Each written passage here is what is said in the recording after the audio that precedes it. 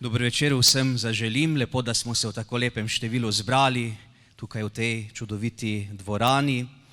Poseben pozdrav pa namenjam seveda našemu nocojšnjemu gostu prvega našega postnega večera, dr. Alešu Štrancarju. Smo veseli, da ste med nami, zlasti pa smo veseli, da bomo lahko skupaj ob temi Kristjan v družbi danes. Je prav, da se spomnimo Jezusove besede, da naj bi bili danes kristjani luč, sol, kvas. Vemo, kaj Jezus pravi, če se sol pokvari in se spridi, s čim bo po tem času in svetu dan okus, pa dana smer. Tako si želimo, da bi šli tudi na slovenskem v pravo smer v prihodnjih dnevih, zato bomo tudi na začetku skupaj zmolili, da nas tudi Bog spremlja z navdihovanjem Duha, da nas Sveti Duh spremlja, da bomo v srcu tudi prav vedeli pa prave korake delali v življenju.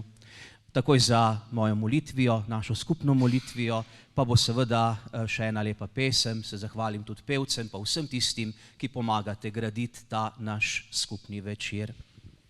V imenu Očeta in Sina in Svetega Duha. Pridi, Sveti Duh, napolni srca svojih vernih in žgi v njih ogenj svoje ljubezni, pošli svojega Duha in prerojeni bomo in prenovil boš obličje zemlje. Molimo, Bog naš Oče, Sveti Duh nas razsvetljuje in uči, naj nam pomaga, da bomo v življenju spoznali, kaj je prav in vselej radi sprejemali njegove spodbude. Po Kristusu našem Gospodu. Amen. V imenu Očeta in Sina in Svetega Duha. Pa hvala tudi Tomažu, ki bo nekako moderator tega večera.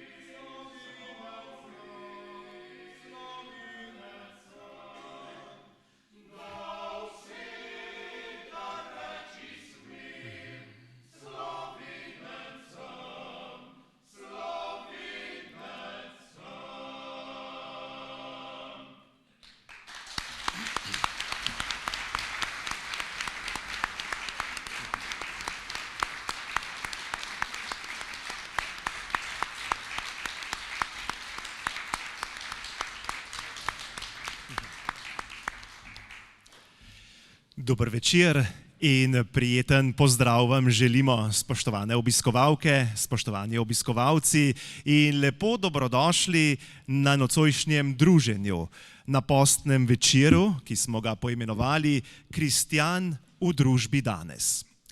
Postni čas je čas, ko naj bi se vsak človek poglobil vase in poiskal svoje notranje ravnotežje, ko bi moral poiskati tisto, kar pravi razum in tisto, kar narekuje srce. To je čas, ko lahko naredimo inventuro svojega dela in se vprašamo, ali smo dovolj dobri najprej do sebe, potem do vseh tistih, s katerimi smo v vsakdanjem stiku, in tretjič tudi širše v našem lokalnem ali državnem okolju.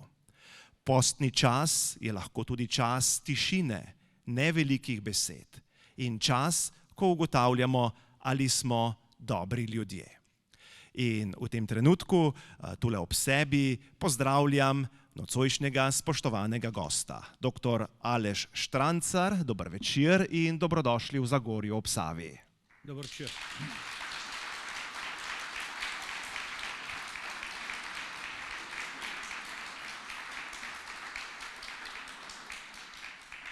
Dr. Aleš Štrancar je dolgoletni raziskovalec, podjetnik in javni intelektualec, ki v slovenski prostor pogosto vnaša jasna, argumentirana in tudi ne vedno udobna stališča.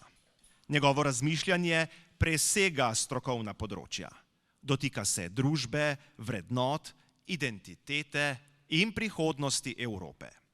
Danes ga nismo povabili v svojo sredino kot strokovnjaka za eno področje, ampak kot kristjana, ki živi in deluje v sodobni družbi, v prostoru pluralnosti, dvoma, individualizma in tudi hitrih sprememb.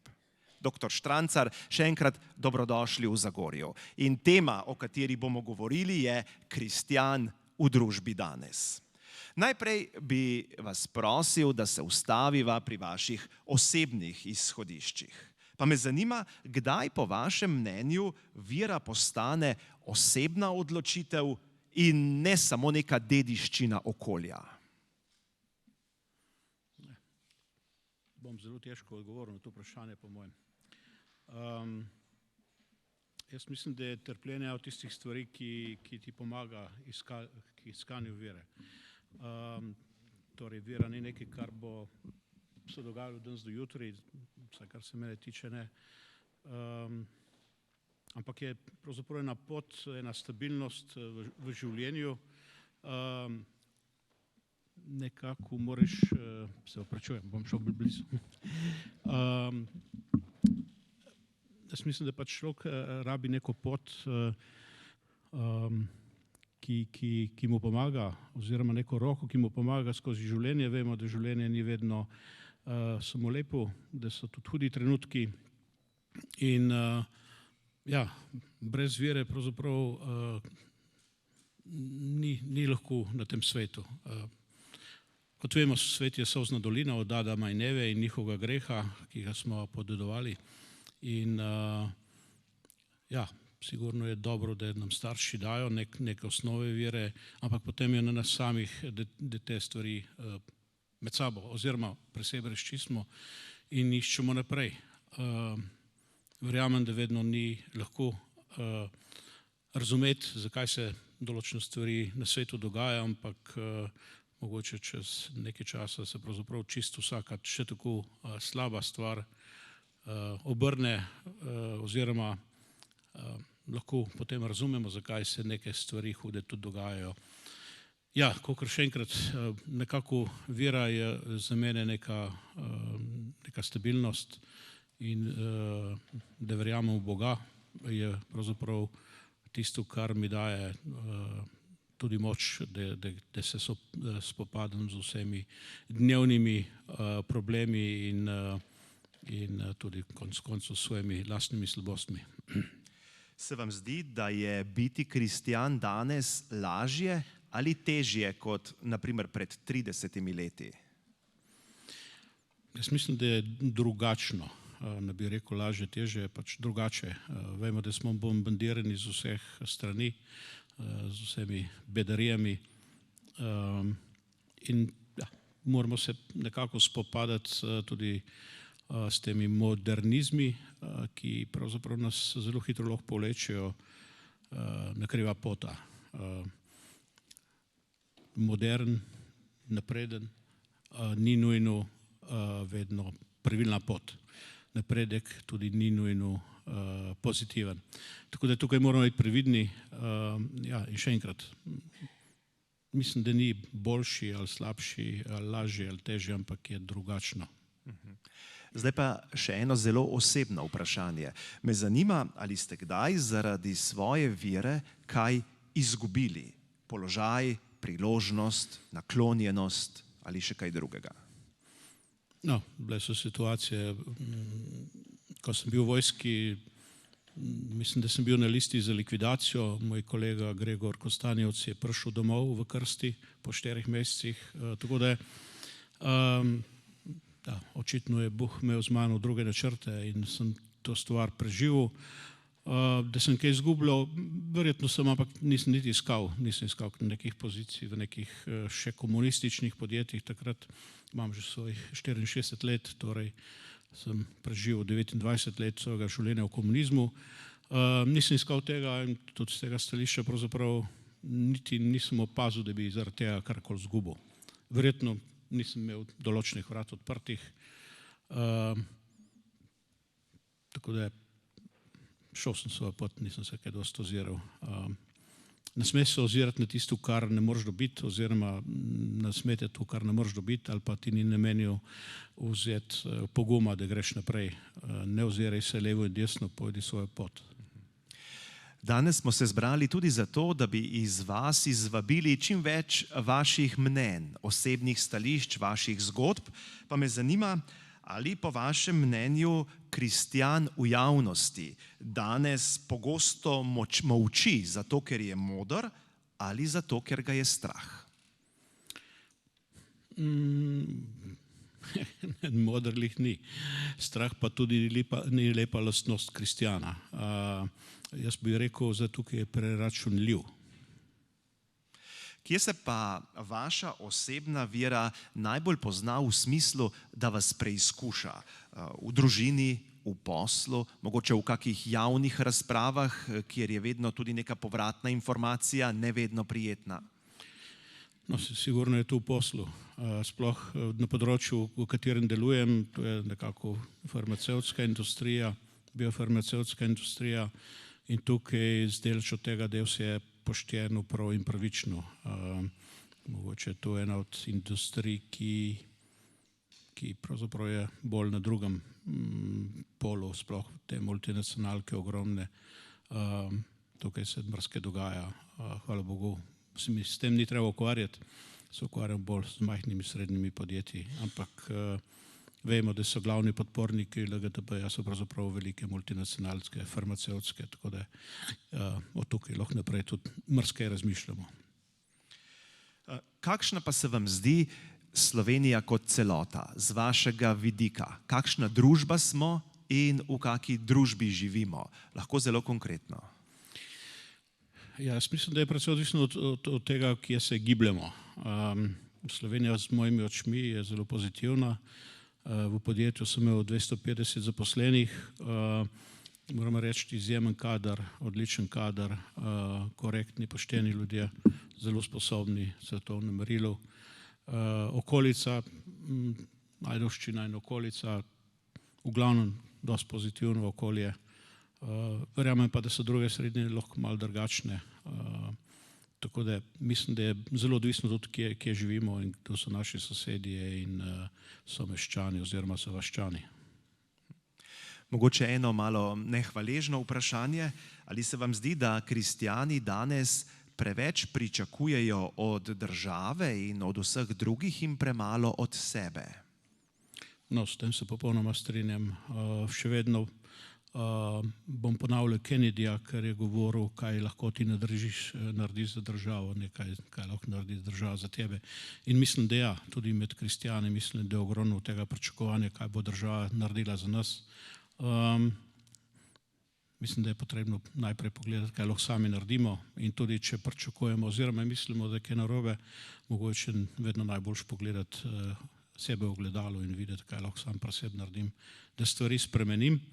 In kot nas naučijo, pravzaprav tudi ti levi specialisti, da z družbo popravljaš, ko najprej popraviš sebe. Sicer oni tega pravzaprav najbolj ne uporabljajo, ampak mislim, da ta ta zadeva velja za vse nas, je vseobča. Torej, če hočeš spremeniti svet, najprej spremeni sebe. In če greva še en korak naprej, se vam zdi, da se mora kristjan prilagoditi družbi ali da bi morala družba bolj slišati krščanski glas? Nikakor se kristjan ne sme prilagoditi družbi. Kristjan mora biti sol in kazati, kaj je prav in kaj ni prav. Nikakor, nikoli se kristjan ne bi smel prilagajati družbi, sploh pa, če je družba slaba. Vi ste podjetnik, znanstvenik, človek, še marsikaj drugega. Ali je mogoče biti v politiki, v gospodarstvu in v celotnem okolju, v katerem se gibate, dosleden, pristen kristjan? Ja, absolutno. Bi to podkrepili s kako osebno okoliščino? No, jaz pri svojih zaposlenih vsi vejo, pač, da sem kristjan in da zahtevam pač tudi določene načine obnašanja, ki so vseobči. Ni nujno, da si kristjan. Jaz zahtevam, da so ljudje pošteni, da ne skrivajo, da se rešuje probleme, ne da se jih skriva pod preprogo, in tudi zahtevam, da ljudje za tisto, kar so plačani, naredijo tudi svoje delo korektno. Tako da to so pravzaprav tudi bolj vseobče lastnosti, ni nujno kristjanov. Ampak ja, moje zahteve tukaj izhajajo iz krščanstva in mislim, da tudi moji zaposleni, bivši zaposleni so to vedeli in tudi tisti, ki niso hodili v cerkev, so to morali spoštovati ali so spoštovali. Kdaj je pa po vašem mnenju sklicevanje na krščanske vrednote iskreno in kdaj mogoče oportunistično? Težko presojem, verjetno je to stvar vsakega posameznika. Vsekakor mislim, da se toči po prsih, jaz sem kristjan in delati se lih proti, kar kristjan ne bi bil, ni pravilno in pravzaprav jaz to skoraj še bolj zamerim takim kristjanom kot nekomu, ki je pač pošten levičar, pač ne verjame, je ateist, ampak je še vedno pošten človek. Torej ne odobravam to, če ne po prsih, jaz sem kristjan. Kristjan si z delom, ne z besedo. Verjetno se bodo tudi drugi prisotni strinjali, da so vrednote v današnjem sodobnem času pod pritiskom. Pa me zanima, katere vrednote danes so po vašem mnenju dejansko najbolj ogrožene? Kot bi rekel stric od moje žene, ki je duhovnik, da pač vera je kot morje oziroma krščanstvo je kot morje, en cajt je mirno, lepo, en cajt so valovi. In tako je tudi v zgodovini krščanstva, so pravzaprav bila obdobja, ko so bila zelo dekadentna, ne samo zadnjih 100 let, tako da jaz verjamem, da ko se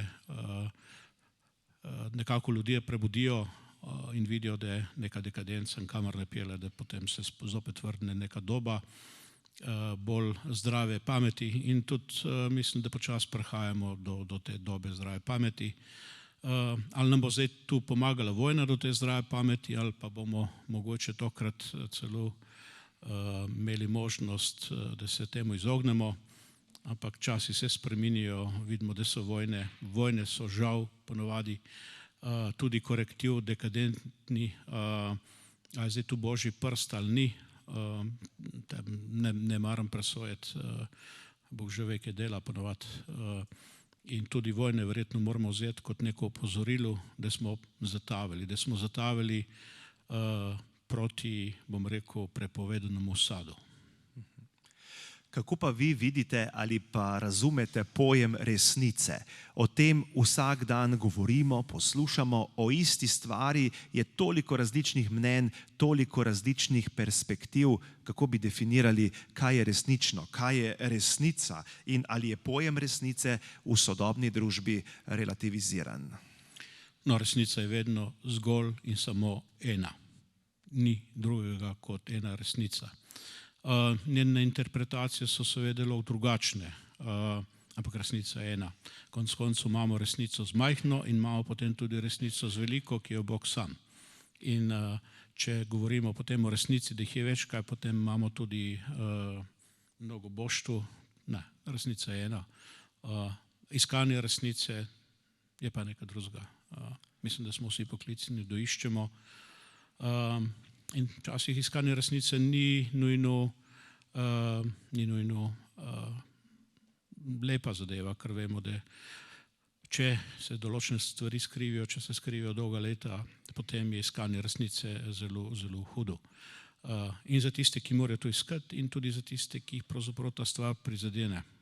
Ampak resnico je potrebno najti, ker brez resnice poti naprej ni. Kristjani velikokrat govorimo ali pa razmišljamo tudi o usmiljenju na tak ali drugačen način. Biti usmiljen ali kaj podobnega, pa me zanima, ali je usmiljenje danes razumljeno kot šibkost. Usmiljenje nikoli ne sme biti razumljeno kot šibkost. Mislim, da sploh za kristjana je usmiljenost in dejavnost, torej, ki se tiče pomoči šibkim, je njegova dolžnost. Izkoriščanje usmiljenja je pa pravzaprav greh. In vemo, da se danes tu tudi zelo izkorišča in da se dela dosti stvari potem pod neko krinko usmiljenja, odzad pa pravzaprav en sam Satan ve iz tega. Tako da absolutno usmiljenje, ampak po drugi strani tudi pazi, da to usmiljenje ni izkoriščeno. Vi ste, kot ste omenili, zaveden kristjan, ste človek z veliko širino, z veliko splošno razgledanostjo, z občutkom za ljudi, za okolje, za gospodarstvo. Skratka, človek, ki lahko rečemo, da je človek z veliko začetnico.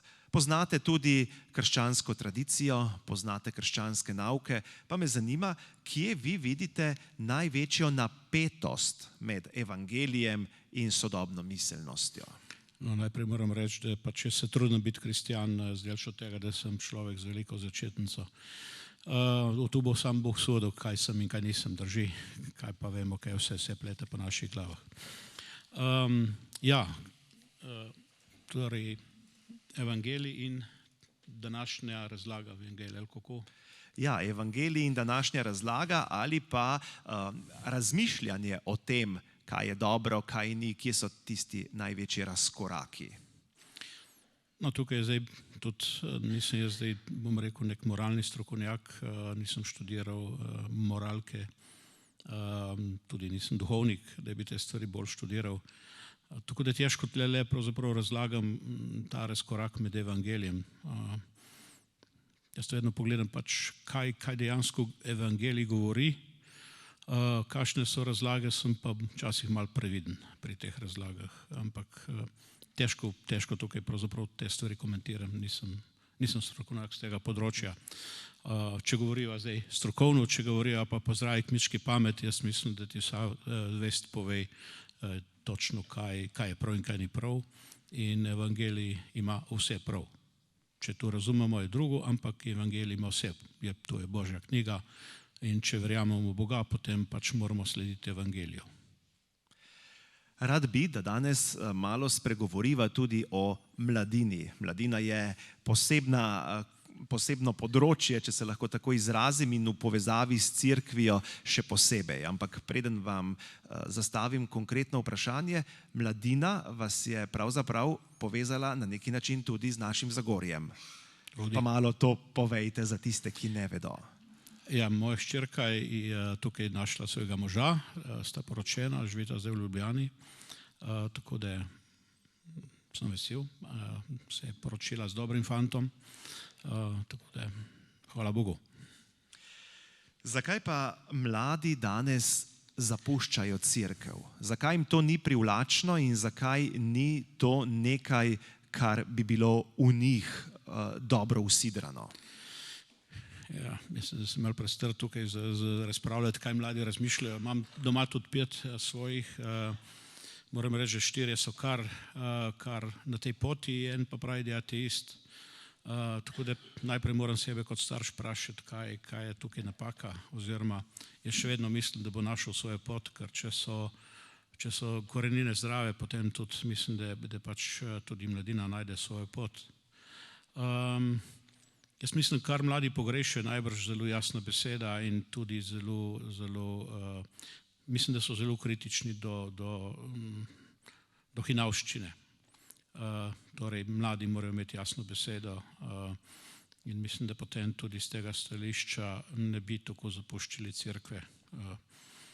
Tudi imamo države, kjer mladi ne zapuščajo tako cerkve, če pogledamo Poljsko, tam je situacija popolnoma drugačna. Mogoče je tukaj tudi predvsem vprašanje za vodstvo slovenske cerkve. Tudi skušaš biti vse glihar, tudi skušaš opravičevati levico, zakaj hodi, oziroma zakaj toleriraš v cerkvi, oziroma zakaj v cerkvi jasno stvari ne poveš, zaradi tega, ker je, da ne boš užalil nekoga z levice, jaz mislim, da to ni prav, ne? In temu primeru so potem tudi mladi odzivajo. Mladi hočejo imeti, mislim, da zelo poštene odgovore in zelo poštena stališča. Vemo, da kdor zagovarja stranko levica, je proti vsem osnovnim načelom krščanstva. In tega ne moreš tolerirati, če si škof. In vemo, da nekateri škofi tukaj niso zelo jasni. Hvala Bogu, naš Peter Štumpf, smo ga dobili iz Prekmurja na Primorsko in je tudi zadnjo pismo, zdaj 2 dni nazaj, napisal jasno. Jaz mislim, da jasne besede tudi vlečejo tudi mladino. Če smo pa vse glihari, mladine ne bomo na ta način pridobili. Če imamo na eni strani starše, ki imajo otroke in se z njimi trudijo, da bi jim privzgojili najrazličnejše vrednote. In če zdaj vi izhajate iz sebe, iz svojih izkušenj, pa tudi iz poznanstva, ko tkete različne vezi med prijatelji, kaj bi rekli, kako naj starši otrokom predajo vero, ne da bi jo hkrati vsiljevali? Ja, to je, bom rekel, izjemno težko vprašanje. Kot sem že povedal, tudi sam imam te probleme. Vedno prisegam na dejanja. Besede so besede. Dejanja so tiste, kar nas pravzaprav oblikujejo, delajo in najbrž ne moreš otroku govoriti eno in delati drugo. Ne moreš od otroka zahtevati, da gre v cerkev, če sam ne greš. Vemo, da določeni starši ne grejo v cerkev. Naš župnik na naši vasi pravi, nimam srca, da bi od otrok zahteval, da pridejo k maši, ker vidim, da njihovi starši ne pridejo. Torej vedno se vračamo nazaj. Starši smo tisti, ki moramo dajati zgled. Ne besede, ampak zgled. Če ni zgleda, potem je vse skupaj ena hinavščina. Kaj bi pa vi mladim kristjanom svetovali za pogum, za odločnost in za vse tisto, kar sodi zraven? Jaz mislim, da mladi kristjani pogum imajo in tudi odločnost imajo. Bolj problem je, kaj potem jih družba, torej mi starejši, kaj z njimi naredimo. Ali jih pravzaprav pustimo in usmirjamo, ali jih začnemo učiti, kako se morajo obnašati, da ne bojo imeli problem v službi, da ne bojo imeli problem v družbi. Tukaj so tiste zavore. Starši. Ker ste vi znani tudi po tem, da odgovarjate brez olepševanja, tako kot mislite, me zanima, ali po vašem mnenju kristjani v Sloveniji premalo tvegamo? Absolutno. So ozemlje. A smo za ozemlje, če smo, potem bomo ne tvegali, ampak bomo jasni v svojih besedah. Zdaj, če s tem tvegamo, ja, ampak trenutno nas nihče ne strelja, ne vidim razloga. Zdaj, če primerjam sebe leta 82, 83, pa 88, ja, mi smo se manj bali, kot se zdaj mogoče ta srednja generacija boji. Ne vidim razloga, zakaj bi se zdaj ljudje bali, se nihče nič ne strelja. A se sam zaradi službe bojimo? Pa se si lahko sami službo naredimo. V svetu je toliko potreb, toliko različnih zadev, ki jih je treba narediti. Delavcev je vedno manj. Torej, vedno lažje najdeš nekaj, tudi sam, da si zgradiš, če ne eno veliko firmo, pa nekaj majhnega ali pa sam. Ne vidim razloga, zakaj ta strah. In ta strah me čudi. Ne vem, zakaj ta strah. Zaradi službe, da bo nekdo v družbi nekaj rekel, tega ne razumem, kot pravim. Še v času komunizma v 80-ih letih nismo imeli tega straha, kot ga včasih zdaj opazujem. Predvsem pri mladih starših. In če bojo mladi starši prestrašeni, potem kam pa pridemo? A je res toliko pomembno imeti neko službo, zaradi tega, ker se bojiš, če to službo izgubim, moram svojo družino zatajiti, moram Boga zatajiti. Pa ljudje so dajali življenja, 10.000 ljudi je šlo v klavnice v naši pretekli zgodovini. Da ne govorimo o kristjanih, ki so jih pač Rimljani dajali v levo. Torej, če smo kristjani, moramo malo tudi pravzaprav se postaviti in ta strah premagati. Strah. Kaj je strah? Kot so rekli, od zunaj je v krogu in zunaj noter ga nič ni, ali tako nekako gre ta zadeva. Se vam zdi, da je cerkev včasih preveč previdna in na drugi strani premalo preroška? Zdaj bom rekel konkretno za slovensko cerkev, kar niso vse cerkve take. Slovenska cerkev je preveč preračunljiva, preveč materialistična in izgublja pravzaprav svoj naboj krščanstva. Pehanje z denarjem, z gozdovi, mislim, da to ni stvar, ki bi pač bila prva vloga cerkve. Prva vloga cerkve je, da pač pokaže mladim vernikom, kaj je prav in kaj ni prav. In je pri tem dosledna, brez popuščanja. Je po vašem mnenju kristjan dolžan javno izraziti svoje stališče, tudi ko ve, da bo napaden, da se z njim ne bodo strinjali? No, še posebno takrat. Pa je dovolj te odprtosti in poguma?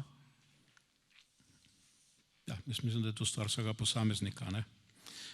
Nisem za preprečevanje drugih ljudi, da morajo verjeti ali take stvari, ampak če je nekdo nekaj poštenega naredil, potem je treba to poudariti, da je to pošteno, če je pa nekdo naredil nekaj napačno, potem je treba povedati jasno in glasno, da to ni v redu.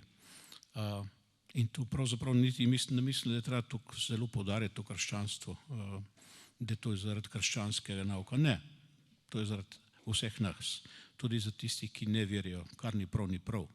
Kristjan je pa še toliko dodatno nekako dolžen te stvari delati, ker pravzaprav je tudi Jezus od nas zahteval, da smo pri teh zadevah jasni, odločni in nepopustljivi.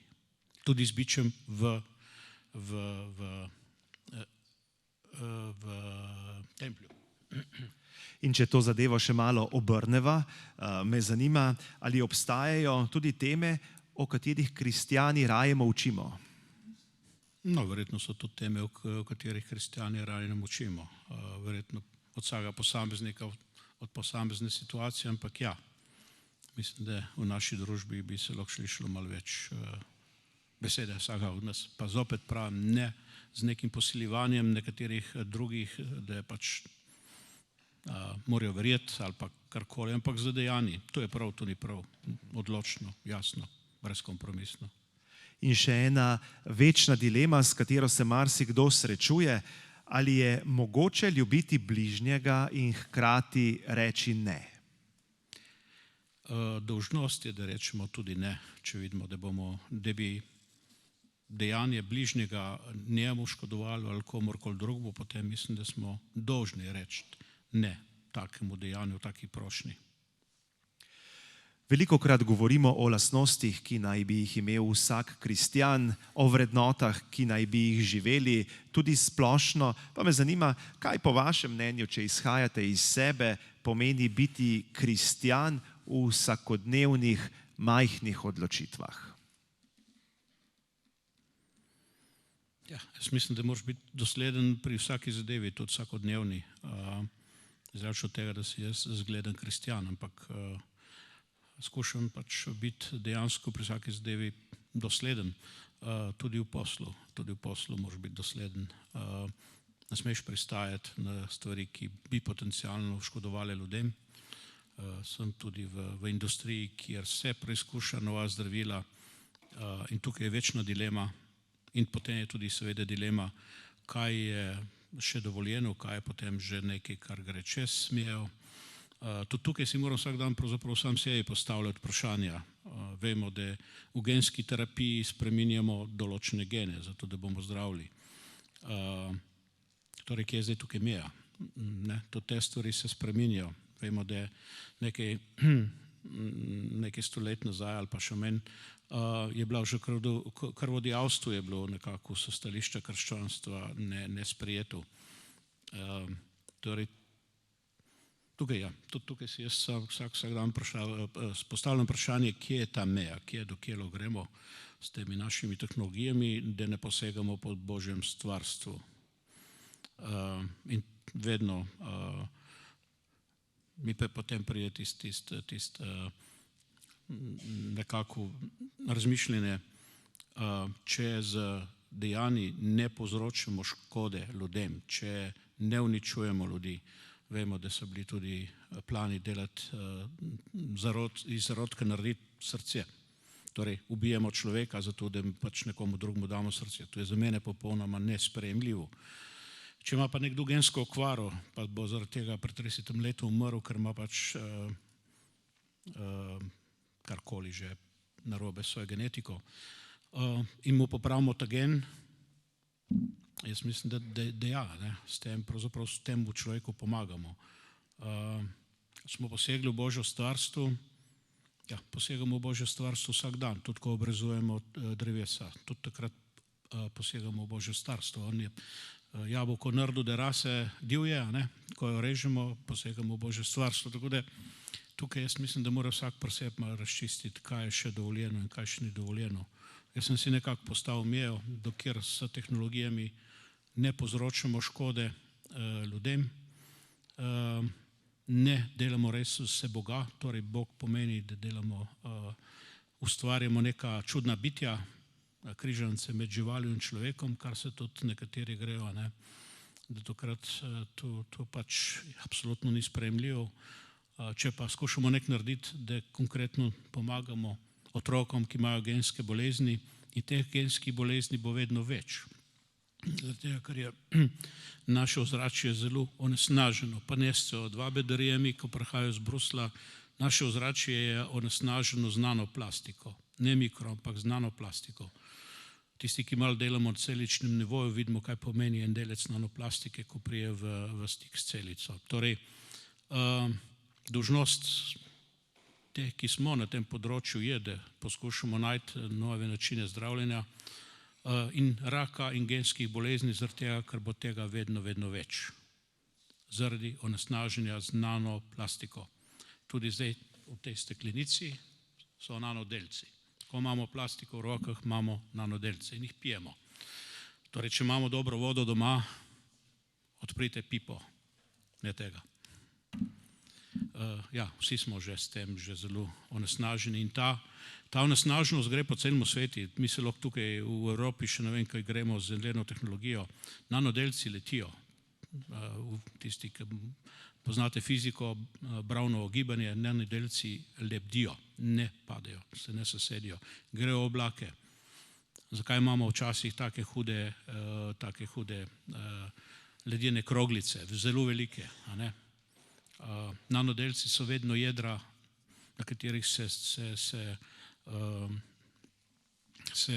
para, torej plinasto stanje vode agregira, torej v tekočino. Mogoče tudi v led, ne vem, nima dokazov, ampak nekako tako se mi zdi, da imamo tudi ta vremenski pojavi, so delno odvisni tudi od vsega tega. Ne od CO2, CO2 s tem nima nič. CO2 je zgolj, da nas odvrača od resničnih problemov. Resnični problemi so pa podjetja, ki se ukvarjajo s plastiko. Če bi prišlo do resnih študij, oziroma če bi te študije prišle v javnost, potem bodo vsa ta podjetja imela hude probleme in potem pride do svetovne gospodarske krize. Svetovne gospodarske krize si nihče ne želi in tako tu gre. In tako pač gremo, kamor gremo. Ampak ja, po drugi strani imamo orodja, ki bodo pač pomagala zdravljenju raka, genskih bolezni. Zdaj pa mogoče eno malo bolj filozofsko vprašanje, ki pa je hkrati zelo realno. Pa me zanima, ali vera bolj oblikuje značaj posameznika ali mu daje tolažbo? Jaz mislim, da oboje. Zdaj, tudi verjetno vsega posameznika, jaz sem pač bolj iskal oporo za boje kot tolažbo. Nisem se pač skušal tolažiti, rinil sem naprej. Ampak ja, verjamem, da pač nekateri rabijo tolažbo in je tudi to čist prav in pravilno. Prej sem omenil besedo usmiljenje, ena taka zelo splošna, hkrati pa zelo dobrosrčna beseda, pa je tudi beseda upanje. Pa me zanima, kje vi vidite danes znamenja upanja? Jaz mislim, da vsak dan, ko sonce vzide in vemo, da Bog še je, in je to pravzaprav največje upanje, ker je Bog z nami, kdo je proti nam. Če bi morali zdaj na kratko vsem prisotnim ali pa še komu drugemu z eno mislijo opisati, kaj pomeni biti kristjan v današnji družbi, širše, kaj bi rekli? Jaz mislim, da nasplošno kaj pomeni biti kristjan. Kristjan pomeni biti nekdo, ki je pozitiven, kljub vsem hudim stvarem, ki se dogajajo, ki gleda naprej, pogumno naprej. Torej, kristjan, ki ni pogumen, mislim, da mu manjka ena lastnost. Verjamem pa, da je težko v določenih situacijah biti pogumen. Ampak s pogumom naprej in še nekaj. Živimo v Solzni dolini, to je pač nam Bog obljubil, da si tukaj moramo izboriti in zaslužiti nebesa. Ne moramo pričakovati, da nam bo tukaj zdaj na tej zemlji, v tej Solzni dolini vedno sam lepo. In stvari slabe in hude, ki se nam dogajajo, verjetno so milost za to, da se izborimo oziroma da si priborimo nebesa. In to je tisto glavno, kar je po mojem za kristjana pomembno. Ne priješ nebesa, kar v peklu ne bi maral biti. Ja, v življenju posameznika je vsega veliko, dobrega in slabega. In če bi vi zdaj pobrskali po svojih izkušnjah, kaj bi rekli, po katerih merilih bi vsak posameznik sodil, ali je zadovoljen s svojim življenjem? Vedno govorimo o tem, česar nimamo, in premalo o tem, kar imamo, in da bi bili s tistim zadovoljni. Ups, ne vem, kaj bi tukaj odgovoril pravzaprav. Mislim, da vsak posameznik bo že najdel odgovor sam zase. Bodimo zadovoljni z majhnim in da nam bo tudi veliko, kot je rekel Jezus nekje v enem evangeliju. Ne? In kaj lahko vsak izmed nas tukaj v Zagorju konkretno naredi že jutri, da bo boljše, da bo pravičnejše, da bo za vse v sobivanju omogočeno nekaj koristnega? No, mislim predvsem s tem, da bo pač pokazal, da je kristjan in da je vesel, da je kristjan. In počem, če si kristjan in si veren kristjan in si vesel, ker si kristjan, mislim, da je to najboljši apostolat, ki ga lahko vsak od nas naredi. Ko imamo kakega gosta za tak pogovorni večer neposredno ob sebi, ga radi vprašamo tudi o kakih osebnih stvareh. Kak delček ste že navrgli skozi ta pogovor? Pa vendarle, da zaokrožimo to našo temo, kaj bi vi rekli, kdo je Aleš Štrancar? Kako bi sami sebe opisali? Pa greste lahko z razmišljanjem tudi bolj nazaj, ko ste še iskali sami sebe, ko ste iskali svoj prostor pod soncem, ko ste ugotavljali, kaj bi radi v življenju dosegli. Aleš Štrancar, ja, to je zanimivo vprašanje. Me prav zanima, kaj bo čez 50 let pisali moji vnuki. Nič, jaz sem čisto navaden vaški mulc, ker sem rad se podel z žogo, ker sem v šoli včasih malo bolj priden, malo manj priden, ker sem jih tudi večkrat dobil čez rit doma in tu še vedno obtrdim, da je najboljši vzgoja.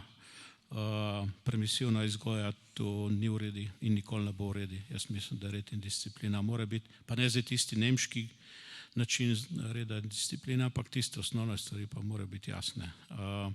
Tako da ja, tudi moji otroci so dobili nared od mene.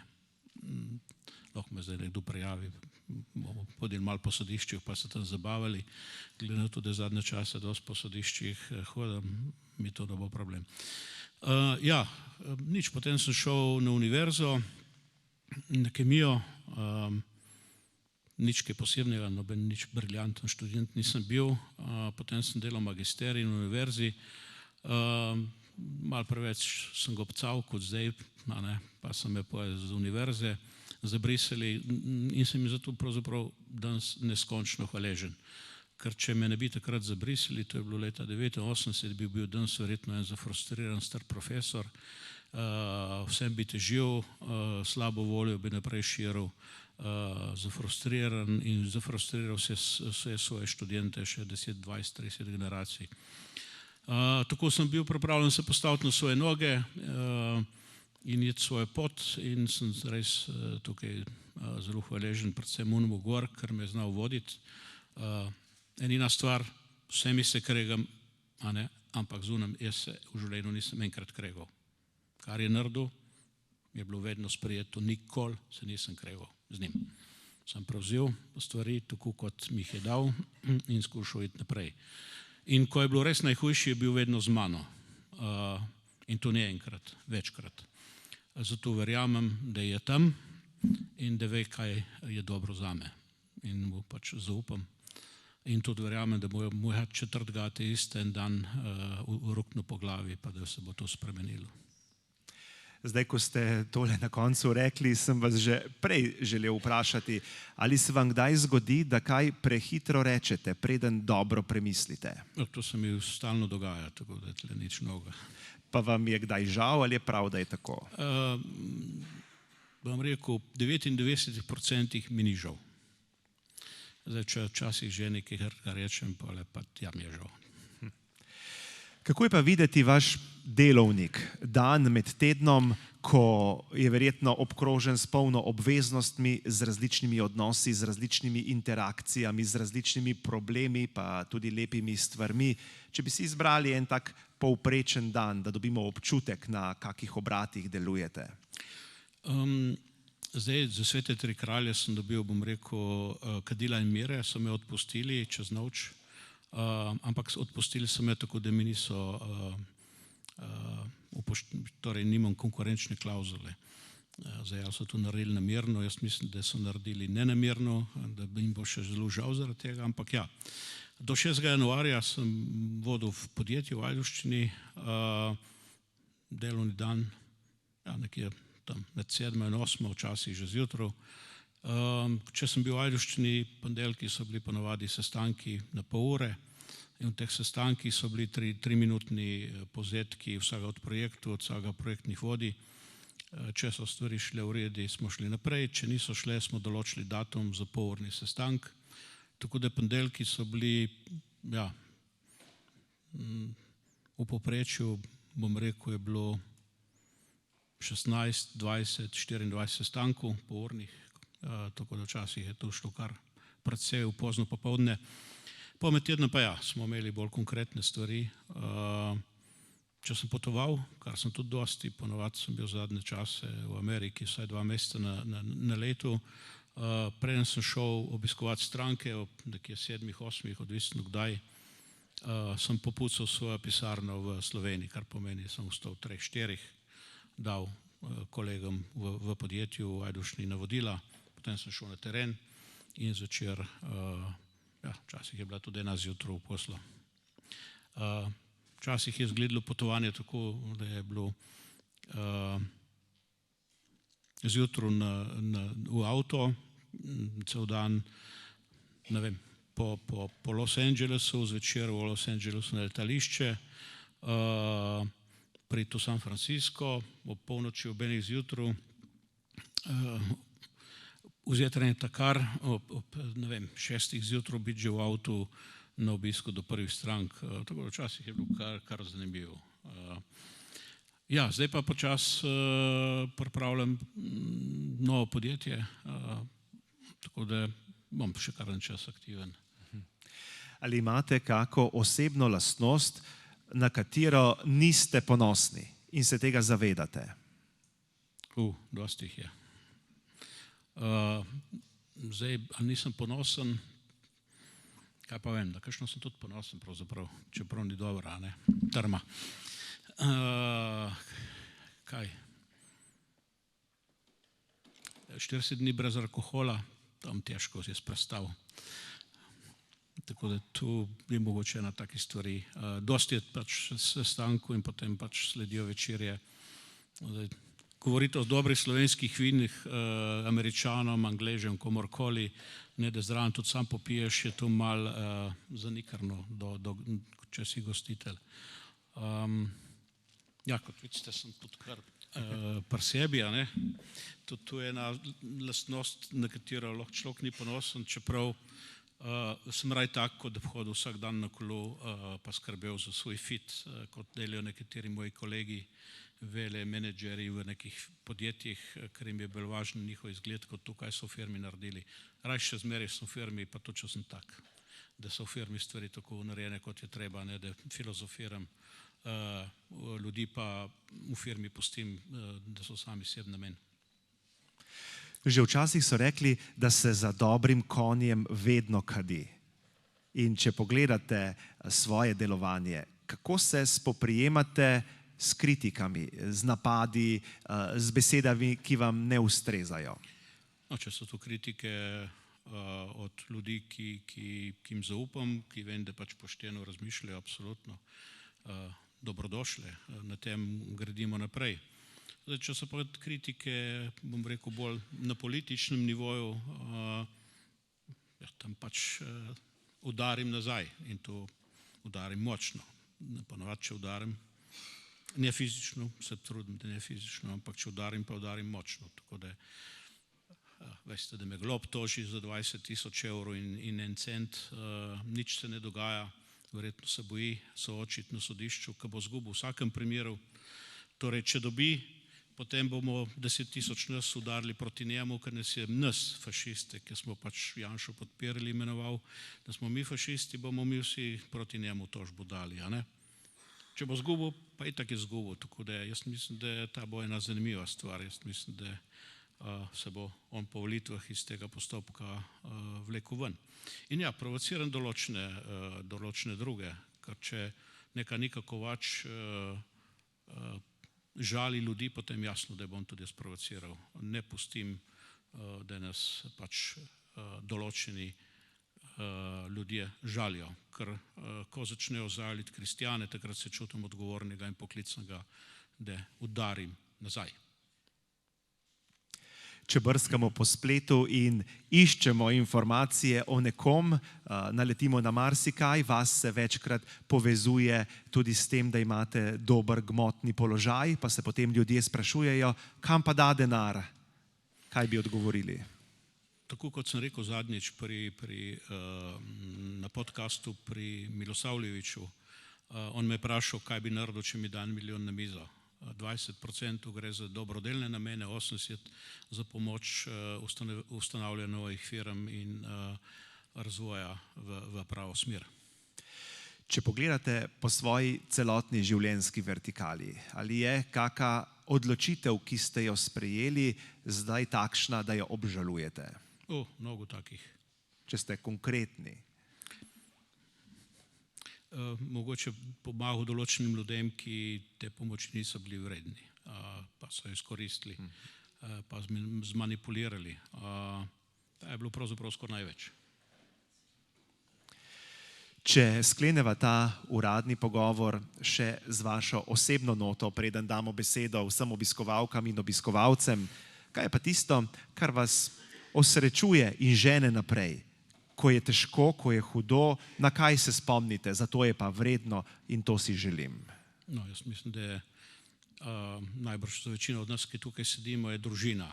Ko vidiš, da je družina kolikor toliko složna pri vseh tistih hudih kričanjih en na drugega, ampak vseeno, ko pridemo do tistega, bom rekel, osnovnega nivoja, ko vidiš vnuke in ko vidiš, da te stvari grejo vseeno naprej, jaz mislim, da je to tisto, kar saj mene najbolj osrečuje. Imate kako postno zaobljubo, kako stvar, za katero ste si zadali cilj, da jo boste v tem času do velike noči uresničili pri sebi na osebni ravni? Nimam, ker mislim, da če si kristjan, moraš imeti post, saj določen post celo življenje in celo leto, ne da potem 40 dni brez alkohola in podobne. Nimam nič proti tej akciji, da se razumem, ampak Če bi bilo treba za post udariti, bi jaz imel ogromnih zadev, kjer bi moral post udariti, tako da se malo bojim tudi tega. Bolj, da ne preveč radikalno. Kristjan v družbi danes je rdeča nit pogovora in mislim, upam, da se boste strinjali z menoj, da je dr. Štrancar odgovoril iz osebnih izkušenj na marsikatero vprašanje, da smo ob njegovih odgovorih lahko primerjali tudi svoje misli, svoja stališča in ugotavljali, kje smo in kakšna je situacija. Ker vas je veliko, jaz verjamem, da imate tudi vi za današnjega gosta kako vprašanje. Tole imam mikrofon, pa bi si ga mogoče kar podajali po dvorani, da se bo slišalo in da neposredno našega gosta tudi kaj vprašate. Pa bi kar vas prosil, če lahko daste naprej.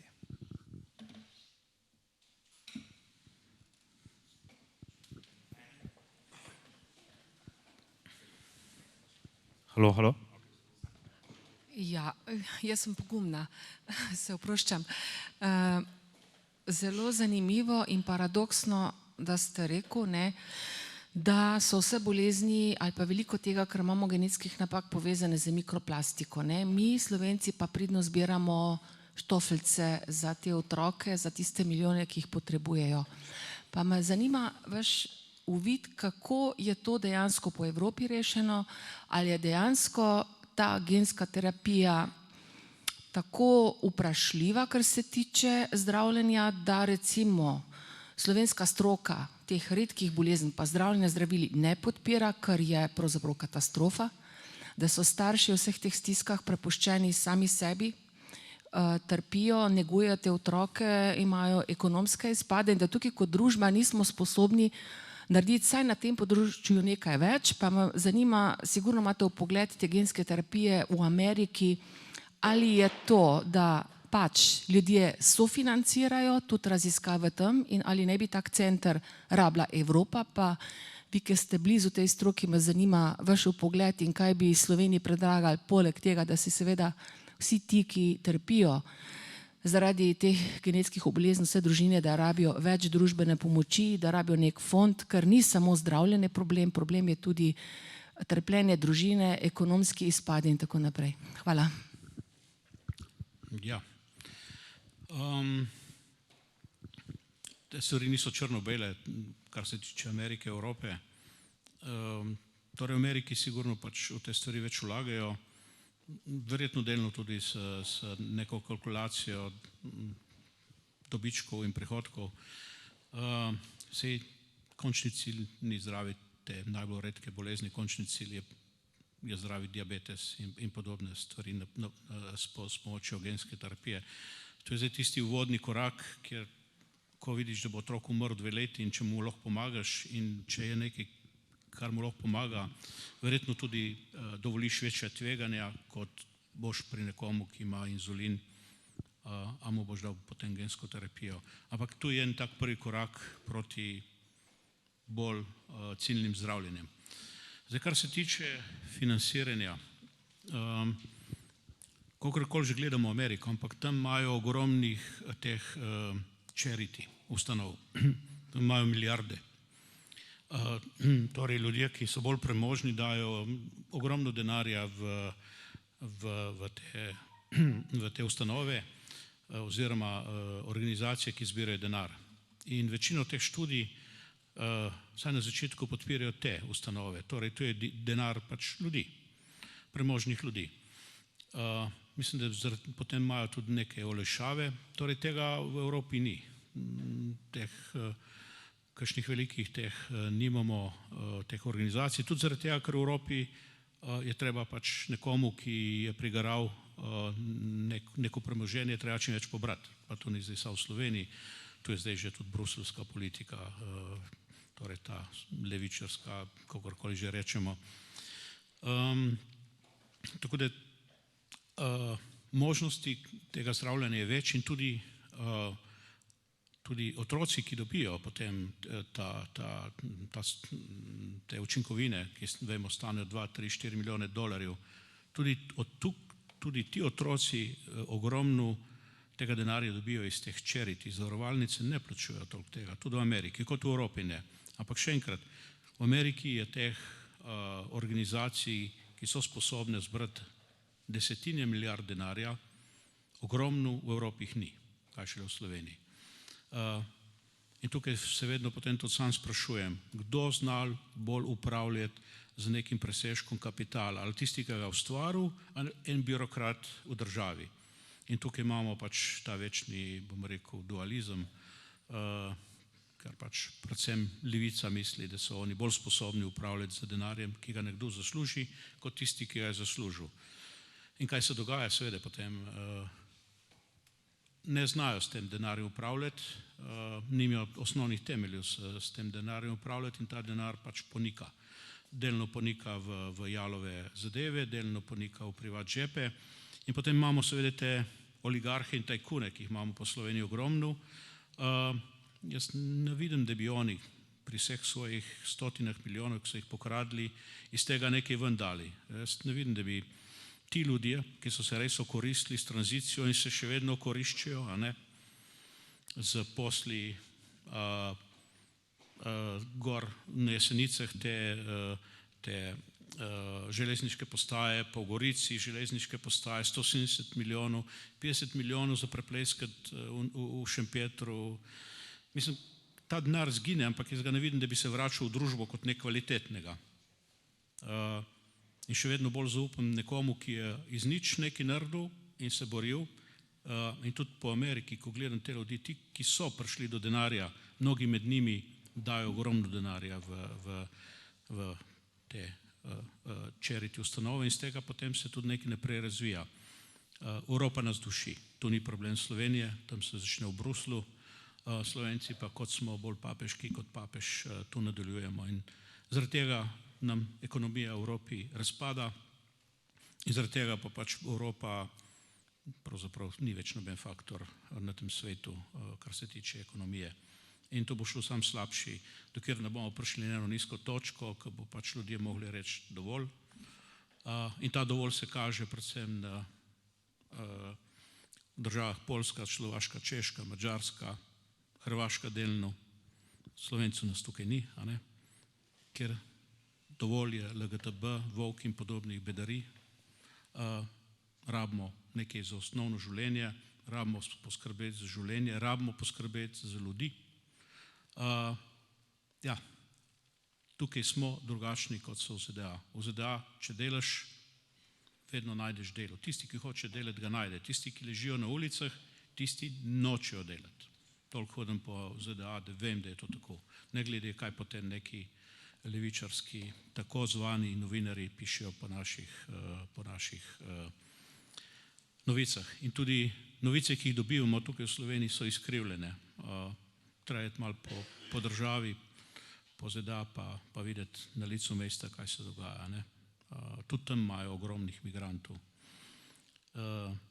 Ampak tistih, ki nočejo delati, ki se nočejo privaditi. In najbolj proti tem migrantom so pravzaprav ljudje iz držav, ki so prišli v ZDA 20-30 let nazaj. Ker pravijo, mi smo mogli v ZDA priti, pa smo se mogli privaditi, smo mogli toliko let delati, da smo dobili zeleno karto, da smo potem dobili državljanstvo, ti prijo zdaj, če smejo legalno in imajo vse pravice. Vedno, ko razslojiš ljudi na dva pola, na prvorazredne in drugorazredne, vedno se stvari rušijo. In imamo tukaj v Bruslu prvorazredne, ki so vsi ilegalni migranti, legalni migranti, ki bi jih pa pravzaprav tudi Evropska unija, da v Sloveniji ne govorim rabla, ker so pač bili pripravljeni se prilagoditi in delati. Ti imajo pa večletne probleme dobiti delovno vizo. In tukaj je prvorazrednost, drugorazrednost in to prvorazrednost in drugorazrednost ustvarja leva politika. Pika. Ker njim to ustreza, oni morajo ljudi deliti. Morajo ljudi deliti, zato da lahko vladajo. In daj se bomo streznili, je pa na nas vsakmu posamezniku.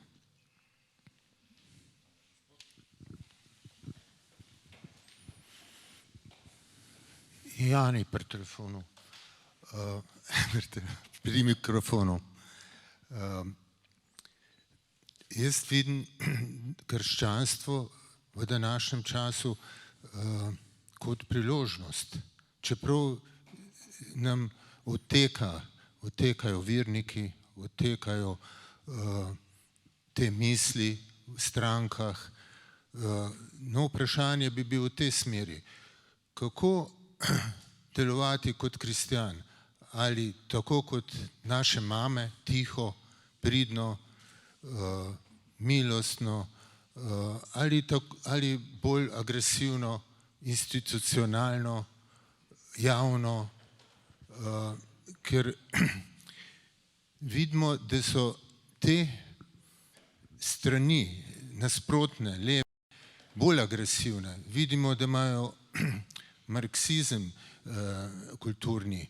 Mi pa vlečemo naprej isto, v isti obliki. Saj ideja je krščanska, je samo ena, da imamo radi ljudi, da imamo radi naravo, Boga, ampak te načini, oblike so pa povsem iste. Mi bi se morali nekako bolj institucionalizirati.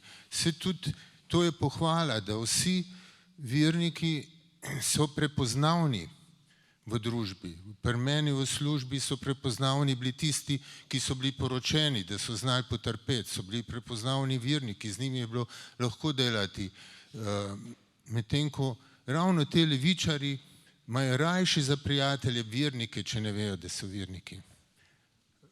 In to mislim, da je razširjeno, da je v nas to veliko tega dobrega, ki so naše mame učile, ampak če so se kmetje, pred 100 leti je bilo več kot 80% kmečkega prebivalstva, zdaj je pa tako s temi vrednotami preseženih tudi 80%. Kaj moramo storiti? Pa ne revolucionarno, ampak kaj po vašem, se mora cerkev spremeniti, ali moramo biti vključeni, ali nas ne sme biti sram, ker protiutež temu kulturnemu marksizmu jo moramo najti tudi mi. No, jaz mislim, da stvar začne z gradnjo občestva.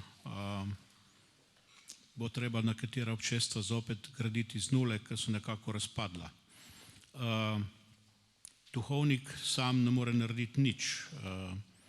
Rabi podporo vernikov in obratno. Tudi verniki morajo čutiti, da je pač duhovnik, ta prav duhovnik. Torej, rabimo neko občestvo, graditi ljudi, ki ne grejo v cerkev zaradi tega, da se tam kažejo, mogoče kakšne še potem kakšne informacije nese na neprava mesta, ampak rabimo ljudi, ki pač vero živijo in so, kar se tiče teh osnovnih verskih resnic, nepopustljivi. Pa ne zdaj, da moraš nekoga udariti, ampak ne popustiš, kar je prav in čez to ne grem. Seveda tukaj kot posameznik tukaj težko nekako preživiš, a ne? Ampak s nekim občestvom, z gradnjo ljudi, s povezovanjem ljudi, ki podobno mislimo, pa mislim, da se da.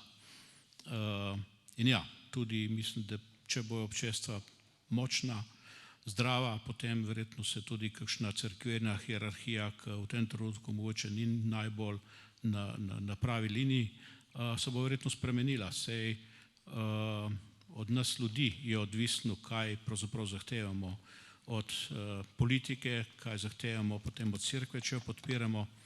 Tudi v politiki. Jaz mislim, da smo pač enostavno bili preveč časa, preveč tiho in so nam tudi te tako imenovane desne stranke šle preveč na levo. Mi v Sloveniji nimamo ene res prave desne stranke.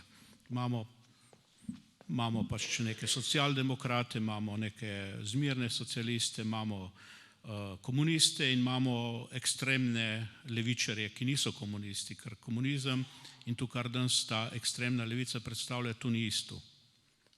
Komunizem določenih stvari in bom rekel določenih dekadentnih devijacij nikoli ni podpiral. Torej, levica, kar zdaj ta skrajna levica v Sloveniji podpira, pa tudi Svoboda, ki je v bistvu za mene isto skrajna levica, tu ni komunizem. Komunizem bi nekatere od teh dekadentnih zadev zatrl v kali.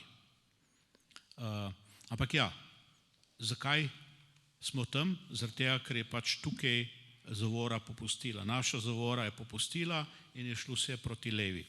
In zdaj bo treba pač ta lev spet nazaj spraviti. Stranko, tudi stranko, ki bo pač zmirno levim oziroma sredinskim strankam rekla, hops, vi niste več sredinski, vi ste že levi. Mi rabimo družbeni korektiv. V Sloveniji pač nimamo družbenega korektiva in to je neka res prava, bom rekel, klasična desna stranka. In brez tega tudi najbrž bomo težko popravljali to družbo.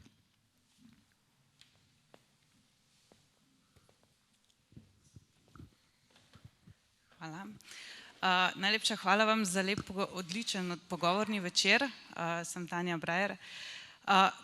Med pogovorom ste omenili tudi, da nam manjka poguma. Zdaj pa, kakšen nasvet bi nam dali, ne vem, ali nekomu kacinca, ali poslovno, osebno, pa konec koncu tudi politično, da se znebimo teh bedarik, ste prej rekli, pa s kakšnimi vrednotami bi se lahko podkrepili pri tem pogumu in se na koncu koncev upogumili. No, jaz mislim, da pač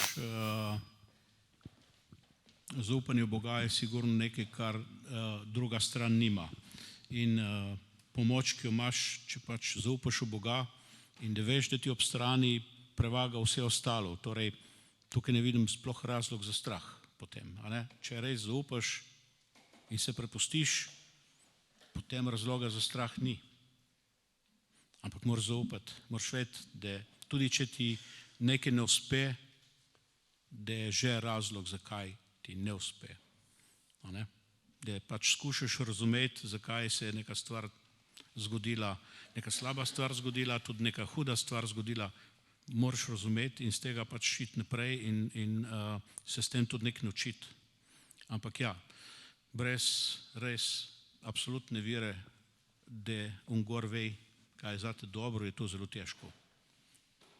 In tu mislim, da je tista glavna stvar, ki jo kristjan lahko ima in kjer zmaga napram onmu, ki tega nima. On ima podporo Satana, ampak Satan nikoli Boga ne bo premagal. To nam je Jezus obljubil in tu jaz verjamem, da to bo tako do vekov vekov. Amen. Še kdo? Se še kdo opogumi?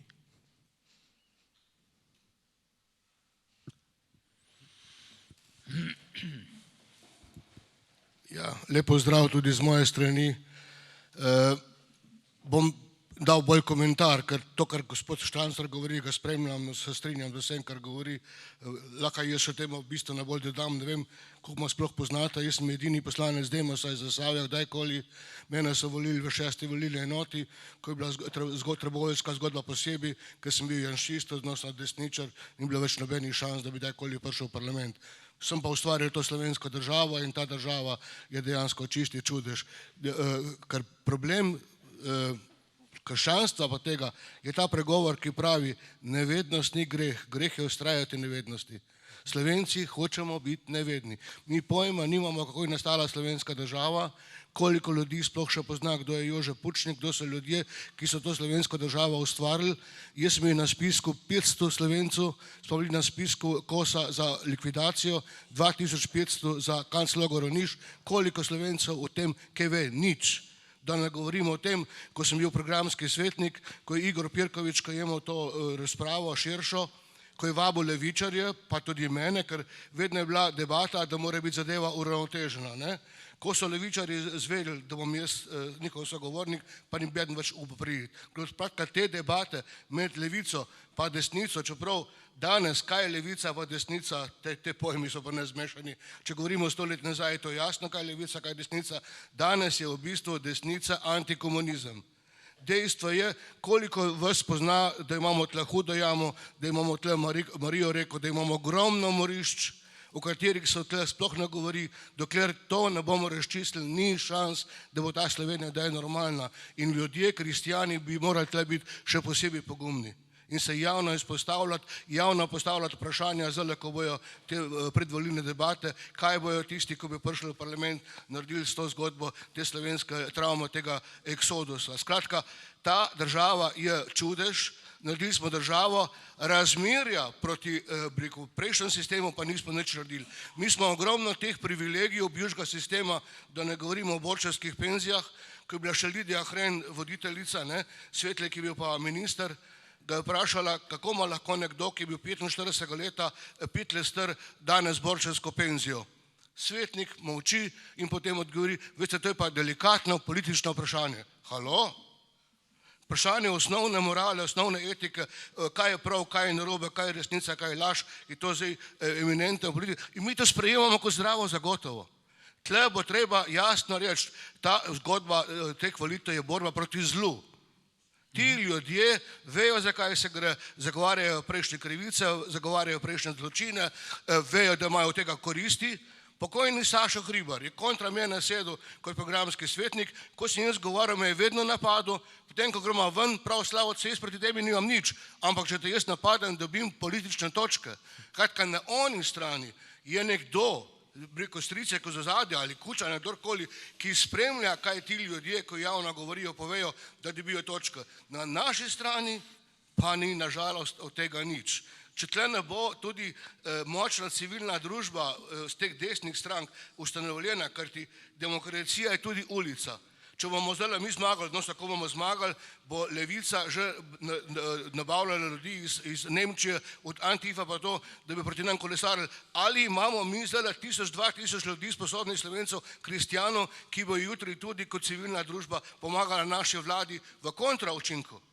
Zdaj sem govoril z Vladom Dimovskim, jaz sem član Svetovnega kongresa, ko pravi, ima zanesljive informacije, da bojo levičari volitve ponaredili, odnosno kradli, da se že pogovarjajo z hekerji v Evropi pa to, kako bojo to kradli. Ali smo v stanju potem iti v množične demonstracije, če bomo gotovili, da so oni zmagali na nepravih volitvah. Skratka, vprašanj, kaj je v tem momentu kristjan, je več kot dovolj.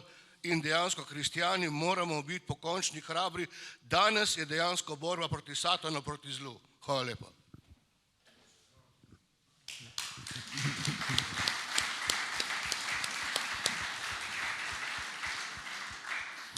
Mogoče bi sam dodal, kar se tiče, eno so pač te komunistični zločini po vojni, ampak mislim, da je še bistveno bolj pomembno, da se borimo, da se jutre ta LGTB in Volk in ta stvar ne bo, ker to je še slabš. To bo uničilo pa celoten narod, to ne gre zdaj sam za del naroda, ampak to pa dejansko uničuje celoten narod. Torej, ta stvar je še hujša in mislim, da je tudi ogromno ljudi, ki so na levici, ampak niso pokvarjeni in so rodoljubi in jih je ogromno tudi na levici rodoljubo, se s tem ne strinjajo.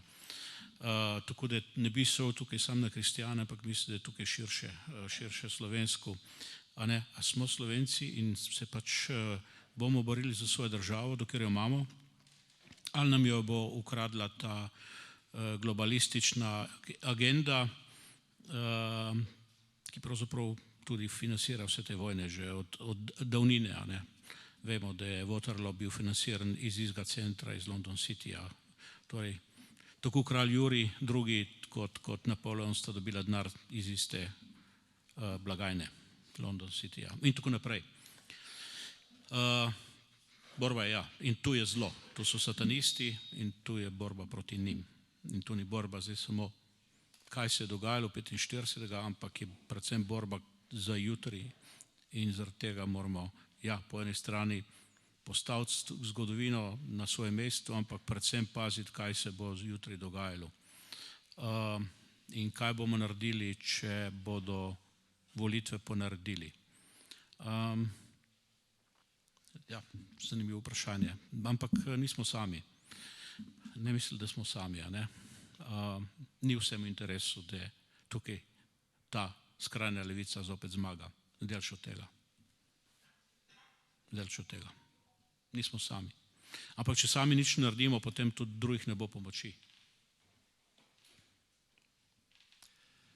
In verjemite, da so Kučanisti, jaz tem rečem z eno besedo kučanisti, ne glede ali je Kučan glavni mojster lože ali kakšen drugi, ampak to so zame kučanisti, da so pri njih v tem trenutku bistveno bolj živčni kot kdorkoli drugi. Ne glede, kaj bo skušali ponarediti. Ker ni vsem interesu, da postane ta Slovenija tukaj v jedru skrajnega levičarstva. V slabem pomenu besede, ker levičarstvu stoletja nazaj ni bilo slabo, je pač marsikaj tudi pomagalo proti tej tako imenovani desnici, izkoriščenju delavcev in tako naprej. Žal se je to vse obrnilo z ubojem Kennedyja, ko so ti krogi, ki financirajo največ teh svetovnih problemov, šli iz republikanske strani na demokratsko in od takrat je demokratska stranka prevzela to stvar v Ameriki. V tem trenutku imamo republikance, torej z tega stališča. Je tudi na nas, a ne? Kaj naredimo konec koncev z našo prvo damo? A ne? Koliko jo pljuvamo? Če bi bila ona Hrvatica, Hrvatije, bi jo nosili kot Devico Marijo po ulicah. Tako da tudi le se moramo vprašati in tu mislim pa, da ni sam zgolj levo, desno, mislim, da je tudi malo problema nevoščljivosti vsakmu od nas in iskanja slabosti vsakmu od nas, iskanja napak v drugemu, zato sem rekel na začetku, da najprej se moramo pogledati v ogledalo sami sebe in potem bomo lahko spremenili svet. Hvala lepa. Še kakšno vprašanje, še kakšna roka dvignjena, da podamo mikrofon?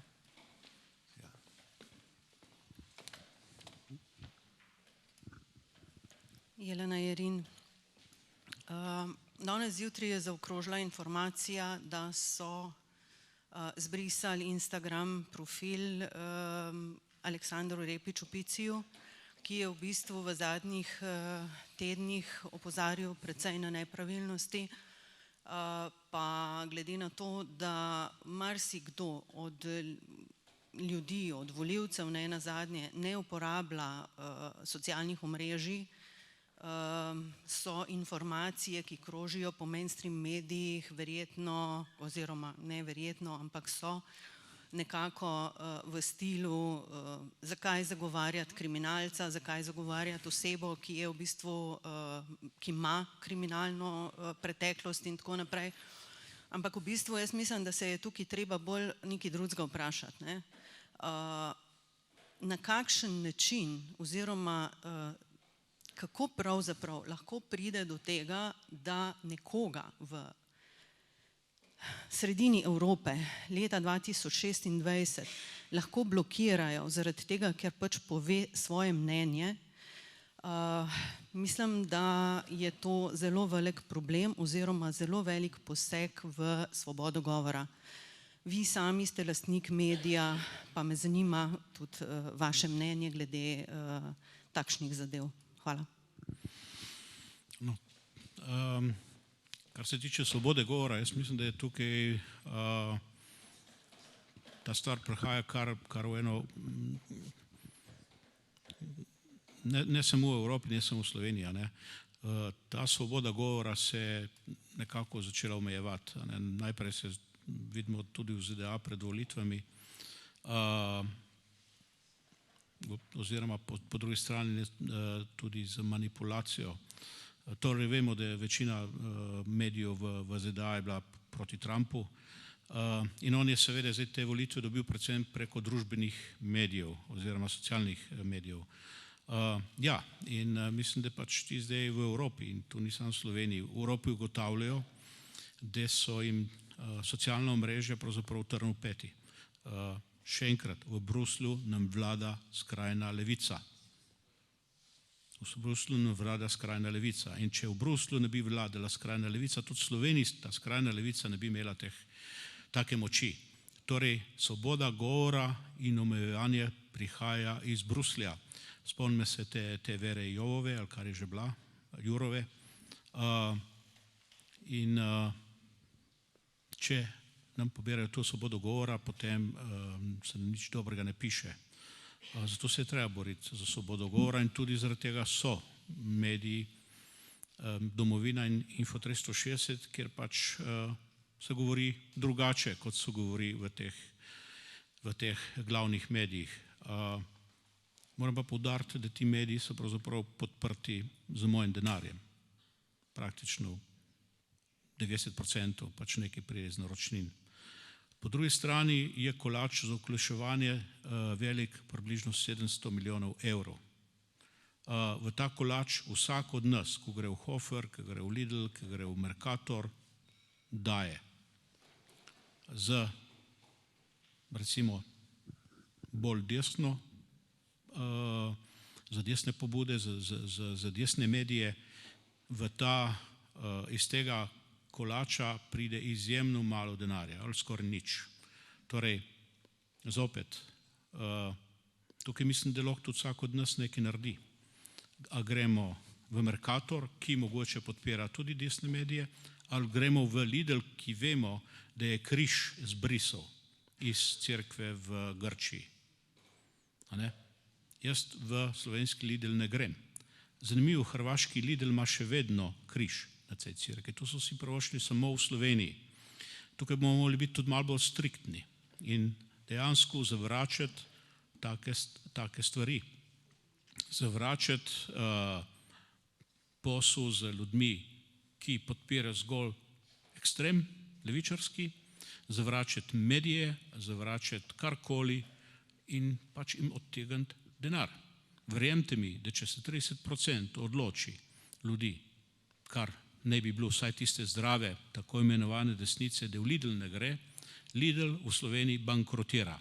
Zato te trgovine delujejo na principu 5 do 10% profita in če tega ni, potem ne bojo tudi mogli odplačevati kreditu, ne bojo mogli odplačevati denarja, tudi so zidali.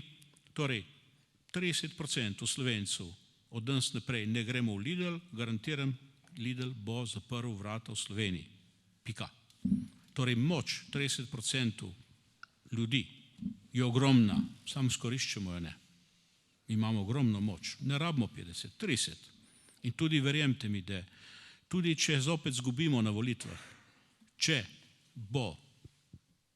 bodo stranke, ki so desnica, striktne, ta levica ne bo mogla vladati, nikakor ne. Problem so osebne koristi poslancev, sekretarčkov, podsekretarčkov, direktorčkov, to so problemi, kar se prodajo, a ne? In potem, ko imamo komisijo za narediti, ki bi nekaj proučevali, potem je od desnih strank ne da glasa. Tukaj pa manjka tista osnovna načelnost. Če praviš, da si kristjan in da si krščanska stranka in tudi celo svoje ime daš, potem določenih stvari ne narediš. Potem nimaš klobase med svojimi kandidati za Evropski parlament. Pika. Nekdo, ki zagovarja LGTB, ne more reči, da je kristjan. To je proti osnovni krščanski morali. In to bi mogli škofi v Sloveniji prvi povedati. Ko bojo to jasno povedali, zelo jasno. A ne? Potem mogoče se bo tudi kaj spremenilo. Ja, in je tudi na določenih strukturah, da pač povejo stvari. In tudi kakšen slovenski predsednik vlade, bivši, kakorkoli, ne more imeti med sabo kriminalcev, ki bo postavil na ministrska področja in funkcije. Potem smo isti, potem smo enaki. A ne? Če vzamemo nekoga za ministra, zato ker bo zrihtal nek denar, ker bo znal pretočiti nek denar, potem smo isti. Mene ta stvar ne zanima, jaz ne želim biti tak, kot so vsi ti. Ker potem je to samen biznis političnih strank, kako ožemati ljudi. Želim si eno stranko, ki bo rekla, čez tu ne grem, pa tudi, če sem večno v opoziciji. Ne moreš vzeti za ministra človeka, za katerega se ve, da je visoko koruptiven in potem govoriti, da so oni koruptivni, sam pa tega ne vidiš, kaj imaš v svoji stranki. Načelnost, načelnost, načelnost. Ja. To nam manjka vsem, od prvega do zadnjega.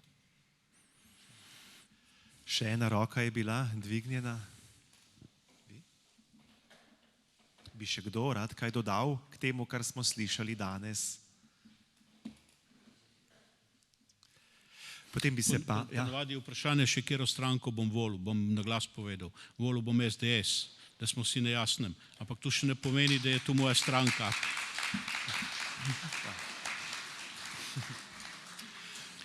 To še ne pomeni, da si ne bi želel bistveno boljše stranke, kot je ta. Ob koncu nocojšnjega postnega pogovora bi se dr. Štrancarju res lepo zahvalil za vse njegove iskrene in neposredne odgovore in mislim, da si zasluži en velik aplavz od vseh nas.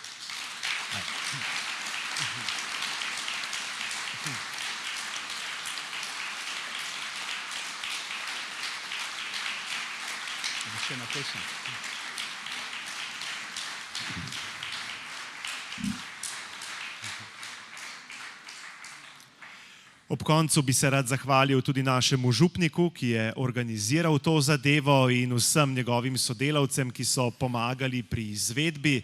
Zahvalil bi se tudi našim pevcem, ki bodo nocojšnji večer sklenili s še eno pesmijo. Ob odhodu pa bo tudi skrinjica za prostovoljne prispevke, če je v vaši moči, dobrodošli, da tudi kaj prispevate.